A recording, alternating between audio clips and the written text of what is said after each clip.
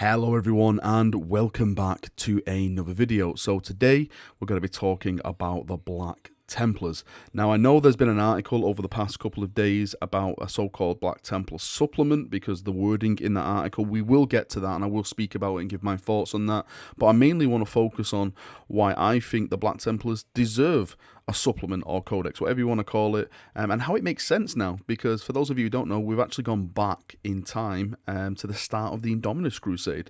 So characters like Helbrecht and Grimaldus, they can actually have their stories told now, and it would make sense. So let's jump in and let's get talking. So let's start with the little blurb of text, which has been a massive talking point in the Black Templar community for the past week. This is related to all the FAQs. You can go and find this on the Warhammer community website yourself. They've released all the FAQs for all the races, but as I stated, there's a little bit of blurb of text which states, it's in the background right now in case you want to read it along with me.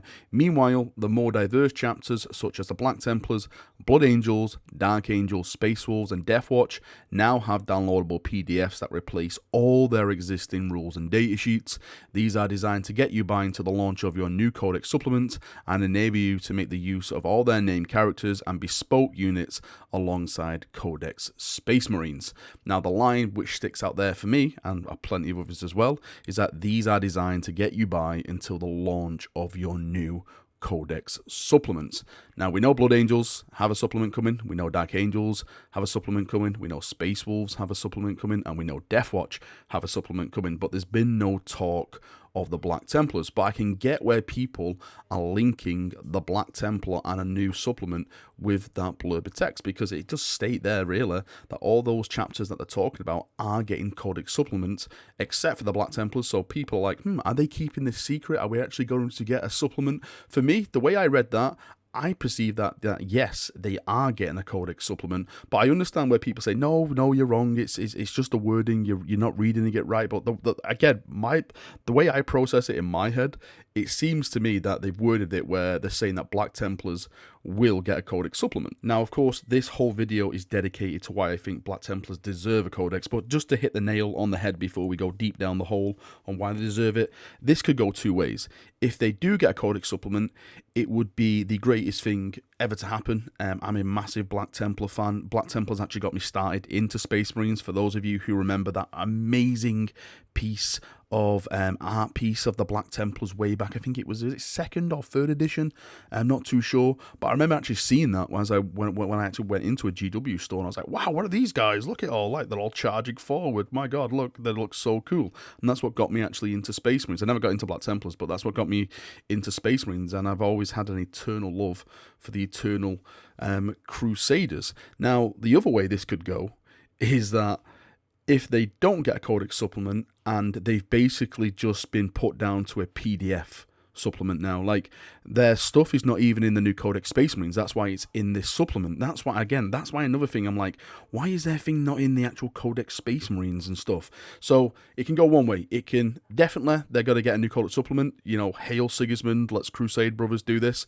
Or it can just be like, you know what, GW is just looking at Black Templars like we don't really care about these, let's just give them an Index Astartes in a PDF. And if it does go down that road of just Index Astartes PDF, I really can't see Black Templars recovering from that, and that would absolutely break my heart, because as I stated, these are some of the most OG Space Marines. They actually have more fans on their first founding chapter, the Imperial Fist, which is completely fine with me. As much as I'm an Imperial Fist fan, Black Templars are a million times more cooler than the Imperial Fist. They have more interesting chapter traits, chapter personality, actual characters in their chapter. They just roll over the Imperial Fist. So I can get why they have that vast fan base of fans who just want something to happen with the Black Templars. And I really do think now is the perfect time for that Codex supplement to drop, and I think it's a perfect time to tell the story of the Black Templars in this new era in Indominus. Now, for those of you who don't know what happened in 8th edition, basically we started the story after the Indominus Crusade, and it left a lot of questions. Well, myself, of course, I was like asking them all, like, what the hell happened to Helbrecht? What the hell happened to Grimaldus? What happened to Commissar Yarrick, who was with Helbrecht? Because the Indominus Crusade lasted 117 years, if I'm not mistaken. So I was thinking that if Helbrecht and Commissar Yarrick were together and the Indominus Crusade happened and there was 117 years, then what happened to their story? Because Helbrecht went off chasing Gadskull. We know really what happened with Gadskull and the Psychic Awakening. He fought Ragnar. Ragnar beheaded him. Ragnar nearly got killed. Ragnar got back as a Primaris. Gadskull got his head put back on. He's like the big boss now.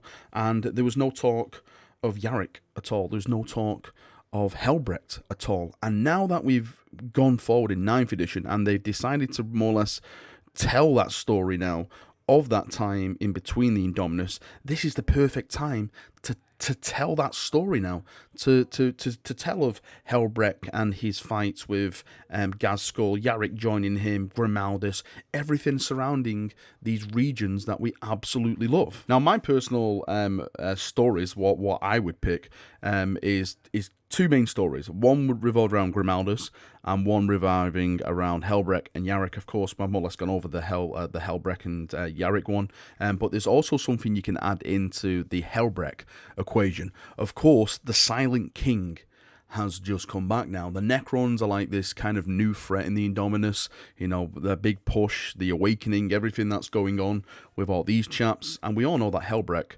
doesn't take too kindly to Necrons. He lost his lobe out of his arm to a Necron Lord, so maybe like he can come into the equation, and maybe his hatred of the Necron could kind of overpower his hatred of Gadskull for now, and maybe he diverts off the course a little bit to go and fight some Necrons, and that way you can have the Black Templars launching a crusade maybe against the Silent King, or maybe like, you know, some kind of HQ of his or Overlord or something like that, and have them in this story. We know Guy Haler is writing this Dawn of Fire series and stuff like that. I think it would be great to have a book dedicated to the Black Templars in that series, and seeing them, how they react to the Necrons, the Primaris coming into it, because that is another massive thing as well now. How are the Black Templars going to react to the Primaris? We know Black Templars have Primaris Marines. That is something that has been established now, but I would like to see Helbrecht's first thought of that, because we all know that Guilliman and the Codex Astartes and the Black Templars are probably not the best chaps to adhere by that. Actually, they don't adhere to it. They just have, you know, they do their own thing in their own way. So it would be nice to see that kind of interaction, and how the Primaris Marines that are coming into the Black Templars interact with the Black Templar method of warfare and organization and all that cool stuff. And of course, Grimaldus. Now, Grimaldus can have a two-story as well, I think. You could revolve it around, again, Armageddon, and we can have Helbrecht come into that story at the end game, because I know there's been a lot of talk of Gadskull, Armageddon. For those of you who don't know, Armageddon is Ullanor, so the Orcs are always going to be attracted to it. Grimaldus has a history with Armageddon. For those of you who don't know, there's an amazing story by Aaron Dembski Bowden called Armageddon that features the Black Templars and Squad Grimaldus fighting on there, and it's just pure just word jizz. That's a word. But there's also another story we can also tell as well, and that is of the Celestial Lions. Now, there's a bit of a story going on with the Celestial Lions on the other side of the rift. They were basically annihilated by the Inquisition. Don't listen to these orc sniper rumors. It never happened. It is all bloody fake. The Inquisition, or certainly Inquisitor, took a hatred toward the Celestial Lions, and he's basically got a vendetta now to wipe them all out. Now, Grimaldus actually saved the last of the Celestial Lions. I forgot what the sergeant's called now. There's a sergeant that became a chapter master, and there's a story that happened, again, with Aaron Dembski Bowden, Spears of the Emperor, which features the Celestial Lions, and it has a really dark ending. And I think that if Grimaldus learns what happened on the other side of the Great Rift, I think he would be involved once again. I think he'd want to go there and try and help the Sons of Dawn. Like, the Celestial Lions are from the lineage of Rogel Dawn, so that is why Grimaldus is so connected and wants to help them out and stuff like that. So maybe we can have a story of that, and him traveling over the Great Rift, and maybe, you know, some warp shenanigans happen, demons, anything really. You know, Chaos Space Marines could happen, and that fight to re-establish the Celestial Lions with the aid of the Black Templars. I think now where we are right now in the story, where we are right now in the edition, it is perfect to start telling the story of the Black Templars. Now, those are my little tales. I'm sure people have their little fan stuff as well. I just hope that GW can see the prospect of this and such awesome stories that lay before them. If they can get the proper writers on there and the people who can tell these amazing stories, I am definitely sure this stuff will sell like gold. Again, I don't want to sound like a bloody parrot in a shop, but the Black Templars, they're just fantastic. They really, really are fantastic. They have one of the greatest fan bases in the world, one of the most dedicated fan bases. Like, when was it? Was it 4th, 5th edition the last time they got a Codex, something like that? And ever since then, it's just been like slowly going downhill. It was like every single edition we've got, they've got like less and less, or just been like ignored more and ignored more. And where we are now in this 9th edition is that they've just got an index of starters on a PDF. And what I fear is that if they don't get anything from this point, they may just go into Legends. And that is something I absolutely would hate. I really, really would. And I don't think it's down to, because I know a lot of people say, well, it may be down to like copyright or something like that. I don't think that at all, because there's other like Templar names and stuff and all that stuff. Yes, you can argue with a Maltese cross and stuff, but I don't think GW cares about that, because just go and look on the interwebs and look at all these third-party stores of people making decals and, other chapter symbols, and it's all that stuff. GW don't care.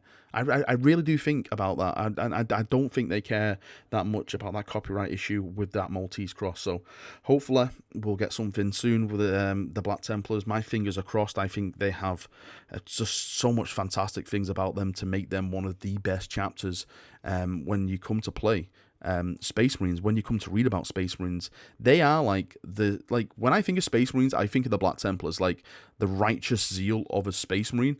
That is what I think of, like just that, like just sheer martyrdom of just a Space Marine, where it's just for the Emperor, slay the beast, slay the heretic, that kind of stuff.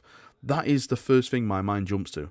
So it would be a shame to see them just vanish off into the distance, never to return at the end, just to die a slow death. I think they deserve a lot better than that. Alright, Chaperoonios, that is me done for another video. Thank you for coming. Thank you for listening to that. Well, I'm not going to call it a rant. Thank you for listening to my plea to Games Workshop to hopefully bring the Templars back into limelight. Hopefully a Codex Supplement will happen. Hopefully they'll get new models. We didn't even speak about models. I don't want to speak about new models, because that is just something that should happen anyway down the line. New upgrade kits, new Hellbreak model, new Grimaldus model. If you want to take them Primaris, do Primaris. It would seem that it would go Primaris, since everything else is going Primaris. But yeah, it's leave your thoughts, feedback and stuff like that in the comments, and we can have a nice little chat down there as we always do. See you now, have a great day, and bye bye.